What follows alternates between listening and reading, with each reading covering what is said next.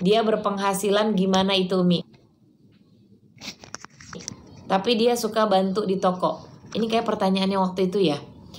Suami gak ngasih nafkah lahir.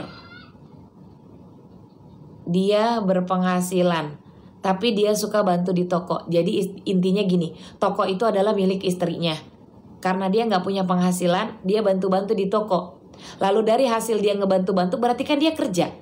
Walaupun dia di tempat toko istrinya. Kalau dia bekerja lalu dia memberikan nafkahnya kepada istrinya, itu bagian dari kerjaannya dia. Nah ini pertanyaan saya, dia bekerja di tokonya kakak atau bekerja di mana? Mau tanya kalau sholat itu sebaiknya menunggu azan selesai dulu atau gimana? Selesai azan. Nikahnya cuma ijab siri tetapi suami tidak nafkahi. Terus kita pisahan, apa itu udah cerai? Makanya jadi perempuan jangan gampang dinikahin siri. Nikah siri bisa pergi begitu aja. Tapi kalau kakak datang ke pengadilan hukum, kena jeratan suaminya, nggak sembarang ninggalin istri, walaupun nikahnya siri. Ya, kalau dia tidak memberi nafkah, dosa besar. Terus kita pisahan, apakah itu udah cerai? Kalau kakak termasuk ya pengen datang ke pengadilan, itu jauh lebih baik. Katakan yang sebenarnya, saya menikah siri, tapi saya tidak dinafkahi, lalu saya tidak dicerai. Bagaimana status saya? Saya harus bagaimana? Dari secara hukum kakak minta, gitu ya. Sebagai istri kita harus nurut orang tua atau suami. Kalau sudah menikah, nurutnya kepada suami, ya kak. Boleh kita dengan ke orang tua, tapi itu nomor sekian. Walaupun dia yang melahirkan kita, tetap kita hormat juga kepada orang tua. Jangan pernah meninggalkan orang tua, ya kak. Gimana cara buat ruqyah diri sendiri? Baca surat Al-Fatihah, baca sering-sering Al-Quran. Al-Quran itu buat ruqyah diri sendiri kak. Apa doa biar anak cepat dapat jodoh? Doanya minta sama Allah jodoh yang terbaik lewat tahajud. Amalan apa agar tanah kapling cepat laku? Sholat tahajud, perbanyak istighfar. Setelah tahajud banyakin istighfar sebelum adzan subuh. Sebagai istri kita harus nurut ini yang tadi ya kan anak ya. Kalau suami tidak nyaman kalau tinggal bersama orang tua saya. Sebagai istri kita harus nurut orang tua atau suami. Nurutnya kepada suami. Karena suami tidak nyaman kalau tinggal bersama orang tua. Makanya gini kak. Kalau sudah menikah usahakan mandiri. Walaupun rumah kalian ngontrak dan dia nggak besar, kalian punya barang sendiri, rumah sendiri, jadi mandiri. Jangan numpang sama orang tua. Bukan saya jahat ucapan seperti ini kak. Tapi itu memang kenyataannya. Kalau di dalam rumah tangga ada orang ketiga, baik dari keluarga perempuan ataupun dari keluarga laki-laki, ada sedikit kurang bahagianya. Lebih baik kakak tinggal di kontrakan, walaupun mungkin cuma satu petak, tapi sama pasangan sendiri. Seminggu sekali datang ke rumah orang tua, gitu ya.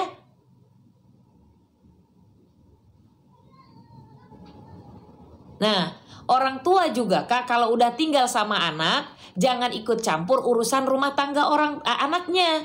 Biarkan anak itu bisa hidup mandiri. Ini orang tua kadang mau ikut campur aja urusan anaknya. Gimana cara anaknya mau mandiri? Kalaupun kalian orang tuanya tinggal sama anaknya kak, jangan selalu mau ikut campur. Jangan selalu nih orang tua mau ikut campur. Dia kan yang saya yang melahirkan. Dia nggak boleh. Kalau kakak sudah menikahkan anak kakak dengan orang lain, hargai anak orang lain itu, ya. Jadi dibicarakan baik-baik sama mertua, dibicarakan baik sama orang tua, dibicarakan baik sama suaminya.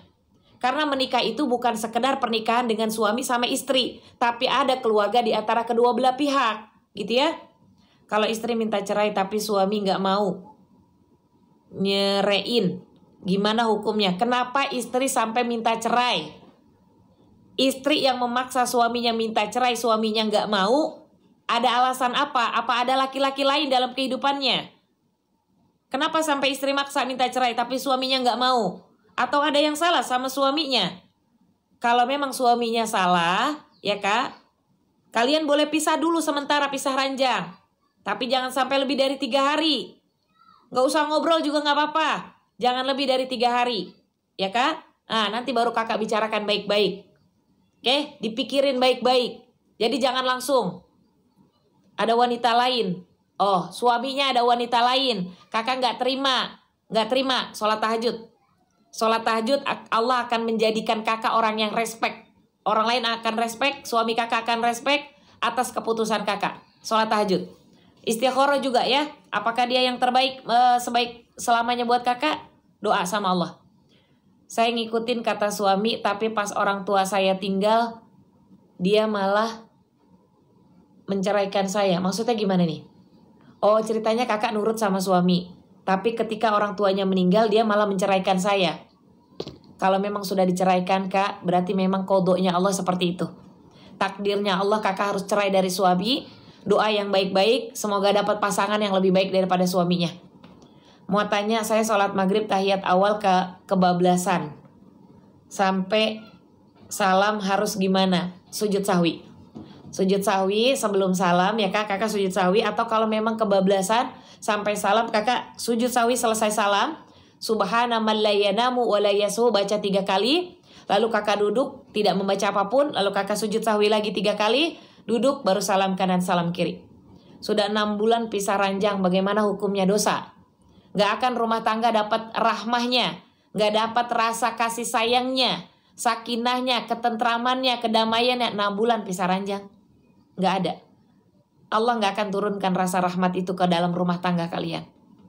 Kalau memang sudah pisah ranjang kak, ya lebih baik kakak minta sama Allah jalan terbaik, apakah cerai atau tidak lewat istikharah. Oke? Gimana kalau LDRan? Kalau LDRan maka kan masih dalam ngasih nafkah, ya kan? Masih ngasih nafkah duit kan? Kalau LDRan kan masih ngasih nafkah mah belum cerai. Masih ada komunikasi yang baik, belum cerai itu mah. Suami saya nggak pulang-pulang, berarti Bang Toyib saat ingin refleksi diri katanya. Oh, dia nggak pulang-pulang, ini Bang Toyib berarti ingin meyakinkan hatinya kembali. Saya harus gimana? Makanya Bu, jangan bikin mancing emosi suami sampai suami nggak mau lagi sama istrinya. Ngambek boleh ngambek, jangan berlebihan. Sekarang giliran suaminya pengen refleksi diri, saya bingung harus gimana. Telepon, WA yang baik-baik. Ya, mau saya masakin pisang goreng kesukaan ayah. Ya, mau nggak? Bilang. Nah, jangan suka mancing-mancing ya Bu. Oke? Nah, gimana caranya supaya kita mudah menerima ketetapan Allah Subhanahu wa Ta'ala? Ikhlas. Ikhlas kak. Lihat surat Al-Ikhlas. Surat Al-Ikhlas itu kak mengajarkan kita tentang arti ikhlas. Tapi dia gak ada tulisan ikhlasnya. Qul huwallahu ahad. Itu teologi umat Islam. Katakan Allah itu satu. Allah itu mengajarkan kita, hati kita lebih teguh daripada yang lainnya. Allah itu maha segalanya. Jadi kalau kita diuji sama Allah, bukan pengen diterpurukin sama Allah.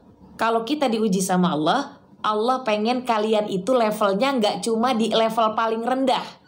Pengen dikasih sederajat sama orang-orang yang levelnya tinggi.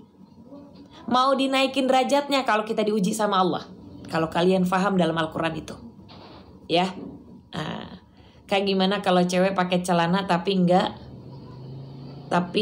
ketat. Celana apa tuh gombrang-gombrang begitu maksudnya. Enggak apa-apa kalau lagi belajar.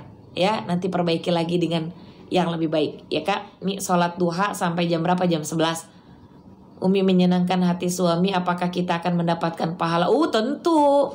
Apalagi istri yang minta duluan, pahalanya luar biasa itu kak. Istikharah jam berapa baiknya? Setelah sholat tahajud. Suami tidak ngasih nafkah lahir, katanya dia bantu-bantu aja di toko. Jadi saya aja ngasih nafkah. Dosa nggak Umi? Berarti istri itu sedang bersedekah kepada suami. Kalau kalian ikhlas kak, selaku istri ikhlas sama suaminya, kerja bantu-bantu di toko daripada dia nganggur, nggak ngapa-ngapain. Makanya di awal pernikahan kenapa? Sampai suaminya tuh nggak punya pekerjaan, tapi kakak masih mau. Sekarang giliran kakak berpikir, kak bersyukur sama Allah Subhanahu wa Ta'ala. suaminya nganggur tapi masih mau bantuin kakak. Ada orang yang udah suaminya nganggur gak mau bantuin sama sekali. Bersyukur kak. Bisa jadi kata Allah kalau dia tetap kerja sama istrinya, itu rezekinya akan luas. Bisa jadi kata Allah jika dia kerjanya di tempat lain, ada masalah dalam kehidupan rumah tangga kalian. Makanya diperlihatkan sama Allah, ya udah di situ aja. Gitu ya. Bagaimana cara membedakan ujian atau siksaan? Suami selincuh itu ujian. Siksaan itu buah tangan kalian. May yaqulu qawlan khairan wa huwa qadarullah. Siapa yang mengucapkan kalimat buruk kembali sama dirinya. Siapa yang melakukan kezaliman sama dirinya, maksiat, berbuat dosa, ninggalin sholat, Allah akan siksa kak, baik dunia maupun akhirat. Nanya, saya suka sedekah subuh sedangkan adik dan ibu saya orang yang gak mampu. Gimana Umi? Sedekah itu boleh ke keluarga yang kriterianya itu gak mampu. Kalau sholat tahajud pakai mazhab, siapa yang nyuruh sholat tahajud itu pakai mazhab? Kak, buka Al-Quran ya. Sholat tahajud itu perintahnya dalam Al-Quran. Siapa yang menurunkan Al-Quran? Allah subhanahu wa ta'ala. Di surat apa? Al-Isra. Ayat berapa? 79, 80, 81. Orang sholat tahajud itu orang lain akan respect sama kita. Mau kita cuma ibu rumah tangga, mau kita cuma pegawai biasa, kita orang biasa, di kantor, di rumah biasa aja, orang lain akan respect. Dan Allah akan angkat derajatnya orang-orang yang sholat tahajud. Belum dapat jodoh, belum dapat kerjaan, tahajud. Solusinya ya dari Allah. Ayat 80-nya. Di kantor ada yang pengen jahatin sama kita. Di rumah tangga ada yang pengen gangguin rumah tangganya. Di kehidupan pertemanan ada yang gak suka, jahil dan lain sebagainya. Atau di tetangga gak ada yang suka sama kita. Sholat tahajud, Allah yang jaga kita. Gak perlu cari intel. Bacaan sholat tahajud apa aja? Kalau punya masalah, sholat tahajud itu baca wadduha, rakaat pertamanya. Rakaat keduanya baca alam nasyrah, al-insyirah, agar dibuka dadanya kalian yang terasa sempit. Itu alam nasyrah. Orang yang gak mau bayar hutang gimana? Dosa. Berarti orang yang gak bayar hutang lagi ngumpulin kolam renang yang lagi dia bangun, yang isi apinya api neraka. Orang yang gak mau bayar hutang ya. Orang-orang yang melakukan jahat sama kehidupan dunianya, balasannya akhirat. Nanti dilemparin kayak surat Al-Muluk. Jam berapa tahajud Umi? Boleh sholat abis sholat isya, boleh jam 11, boleh sebelum sholat fardu subuh. Minta doanya agar mendapatkan siswa banyak yang soleh. Maksudnya gimana? Doanya agar mendapat siswa banyak yang soleh dan soleha. Maksudnya gimana nih kak? Umi, apakah boleh keluar rumah pakai kaos kaki warna kulit? Kaos kaki warna kulit kak, kan kita pakai sendal, kita pakai sepatu. Nggak ada masalah kaos kaki warna kulit yang warnanya coklat itu, yang bawahnya warna hitam, itu malah bagus. Itu nggak apa-apa, agak tebal kan, kecuali warna kulit yang plek ketiplek itu jangan. Umi, aku kelupaan sholat maghrib jadi 4 rakaat, hukumnya gimana? Nggak dosa kalau kelupaan sujud sahwi. Sujud sahwi ya, kalau lupa rakaatnya sampai 4. Kalau sholat tahajud sesudah tidur atau sebelum? Nggak tidur dulu sah, tidur dulu lebih seger, lebih bagus. Subuh nggak pakai kunut, nggak dosa. Kunut itu sunnah. Tapi kunut artinya kak, Allahumma hdini. Ya Allah, berilah saya hidayah. Fi man hadait, seperti orang-orang yang udah dikasih hidayah kepadanya. Wa'afini fi man afait. Ya Allah, maafkan saya seperti orang-orang yang udah engkau maafkan. Wabarikli, ya, yang ada kalimat wabarikli fi ma'atait. Apa barikli? Ya Allah, berkahilah harta saya, TV saya, anak saya, keluarga saya, seperti orang lain yang udah dikasih keberkahannya. Jadi doa kunut itu dibaca dapat pahala, nggak dibaca nggak dosa. Tapi maknanya doa kunut Masya Allah Ta'ala. Nggak hafal bun, banyak banget dan panjang. Setiap hari 1 baris apalin. Where is a will, that is a way. Kalau kalian punya kemauan pasti Allah kasih jalan. Kalau subuh kesiangan, cara kodonya di waktu subuh. Berdoa enggak? Saya selalu mengingatkan suami untuk sholat. Enggak berdosa kak, malah justru bagus, dapat pahala. Umi tadi salah ketik, maksudnya sholat tahajud pakai mushaf untuk bacaan sunnahnya. Ketika tahajud kakak buka Al-Quran gitu, itu nggak boleh. Buka mushaf Al-Quran ketika sholat tahajud, itu nggak boleh. Umi dikirain sholat awabin itu apa? Zikiran apa nih pertanyaan ini gini. Dulu saya menyenangkan suami, tapi sampai sekarang pisah ranjang, tapi masih satu atap. Karena suami nggak jujur. Nggak ada yang hidup sempurna, Kak. Apakah kakak gara-gara suami nggak jujur, lalu kakak ngerasa paling sempurna dalam hidup ini? Cross check diri sendiri. Punya kekurangan apa? Cuma gara-gara suami nggak jujur. Memaafkan itu, Kak, jauh lebih baik. Lalu dikasih tahu ke suaminya. Nggak jujurnya karena apa dulu? Apa amalan biar orang cepat bayar utang? Istighfar di waktu sahar tapi syaratnya tahajud. Kalau sholat witir apa yang dipakai? Kunut nggak pakai nggak apa-apa. Waalaikumsalam Kak Isti. Umi biar nggak sedih aja ingat anak baru masuk pondok. Jangan ditangisin, Kak. Biar aja dia masuk di pondok, Kak. Di pondok itu Masya Allah Kak terhindar dari maksiat. Daripada dia megang handphone mulu di sini, bacain aja Al-Fatihah anaknya. Waalaikumsalam Kak Nurma. Mi bacaan sholat istikharah apa aja? Boleh kakak baca Al-Kafirun, boleh baca Kul. Apa doa terhindar dari santet? Kalau kita bisa meyakini bacaan surat Al-Fatihah dan Al-Quran yang sering kita baca, makanya jangan banyak bengong. Baca Al-Quran itu akan terhindar dari yang namanya kalimat santet. Tapi baca Al-Qurannya itu lihat karena Allah Ta'ala, bukan sekedar membaca. Baca karena Allah Subhanahu Wa Ta'ala, Kak. Al-Quran itu, Kak, satu hurufnya dibalas 10 kebaikan. Satu kebaikannya bisa berupa perlindungan. Jadi seandainya kakak ngerasa banyak ada yang mau nyantet kita, makanya jangan sering bongong. Ngambil air wudhu, baca Al-Quran. Kak, tukang apa itu tadi? Terima kasih ya, Kak, dikasih gift ya. Tukang ngupil. Namanya tukang ngupil. Terima kasih ya, Kak, semua yang kasih. Jangan diinget-inget terus kalau udah maafin. Kalau udah memaafkan suaminya dan pasangannya selingkuh, ya, lalu kalian kembali lagi sama pasangannya, jangan kalian inget-inget. Waalaikumsalam kakak tanda tanya. Oke? Doanya gimana? Ikhlasin. Pasti semua akan berjalan dengan baik-baik aja. Ya. Kalau seandainya dia berulah lagi seperti itu, panggil nama wali. Kakek, om, ayah, abang, adik abang, kumpulkan. Mau dibawa kemana nih pernikahan?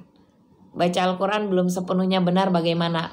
Yang penting ada kemauan untuk membaca Al-Quran, pahalanya 2 kali lipat dibandingkan orang-orang yang sudah lancar baca Al-Quran. Kak, terima kasih dikasih gift ya. May Allah bless us. Sholat saya kalau habis ruqyah mandiri, setelah sholat saya langsung muntah dan perasaan enak Umi. Baca ayat-ayat Al-Quran, Kak, itu terhindar dari hal-hal yang negatif. Itu baca Al-Quran. Kak Dia, terima kasih ya. Umi, apa doanya untuk melunasi hutang? Dengerin saya. Siapa yang sholat tahajud, lalu kata Al-Quran, ya Kak, istighfar setelah tahajud, itu ada 4 manfaat. Yang pertama, Allah akan kasih kesabaran di setiap masalah kalian. As-sabirina. Yang kedua, as-sadiqina. Siapa yang istighfar di waktu sahar setelah tahajud, maka ucapannya akan terjaga dengan ucapan kejujuran yang terucap. Yang ketiga, orang yang istighfar di waktu sahar, sholatnya masih suka belentang-belentong, nggak khusyuk dalam ibadah, kadang belum istiqomah, masih entar-entaran. Allah akan lekatkan kalimat istiqomah dan kekhusyuan dalam ibadah kalian ketika kalian istighfar di waktu sahar tapi syaratnya tahajud. Yang keempat, istimewanya orang istighfar di waktu sahar, it's all about money, yang berhubungan dengan uang.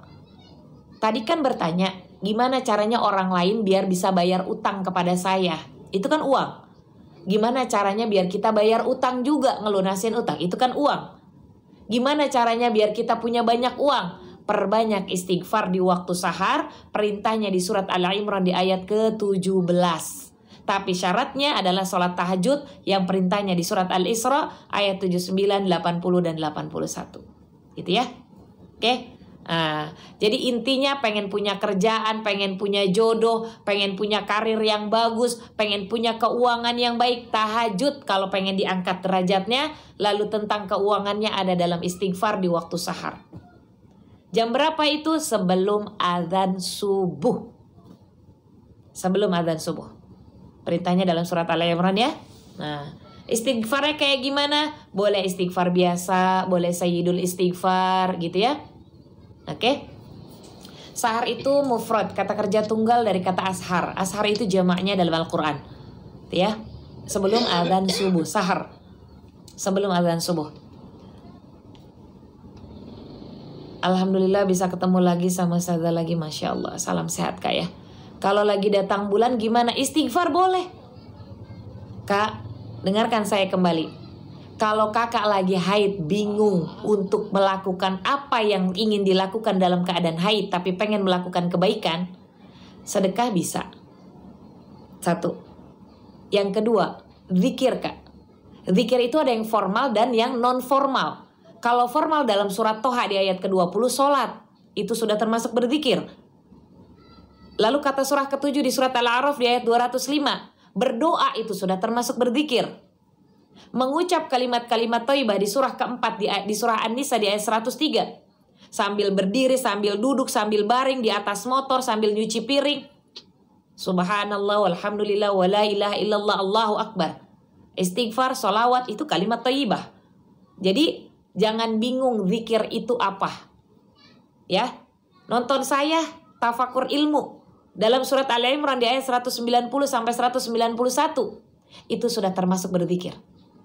Istighfarnya berapa kali? Nggak usah pakai berapa kali, sebanyaknya minta sama Allah. Semakin kalian dicintai sama Allah atas istighfar kalian, belum terucap di hati Allah Maha Tahu, ijabah sama Allah. Ya, yang penting yakin istighfarnya karena Allah Subhanahu wa taala. Jangan sekedar istighfar, tapi yakin karena Allah Subhanahu wa taala. Allah ada bersama kita. Allah wa huwa ma'akum aina ma kuntum. Al-Hadid di ayat keempat. 10 menit kah, 5 menit kah sebelum azan subuh yang penting. Gitu ya. Oke? Umi di jam-jam berapa kalau live? Pagi jam 8. Sekarang kalau untuk buat sesi pertanyaan. Kalau zuhur, kalau ada kesempatan kita sholawatan. Kalau pagi saya ngaji. Kalau malam pasti ngebahasnya surat-surat yang serem. Dengar sambil masak. Dapat kalimat zikirnya Kak. Imam baca kunut. Makmum baca apa kalau nggak hafal? Dengarkan aja. Dengarkan itu udah dapat pahalanya. Apakah semua dosa bisa diampuni Kak? Innallaha. Yakin dalam Al-Quran. Makanya sering-sering nongkrong di live streaming saya. Di pagi hari itu kita ngebahas Al-Quran mulu Kak.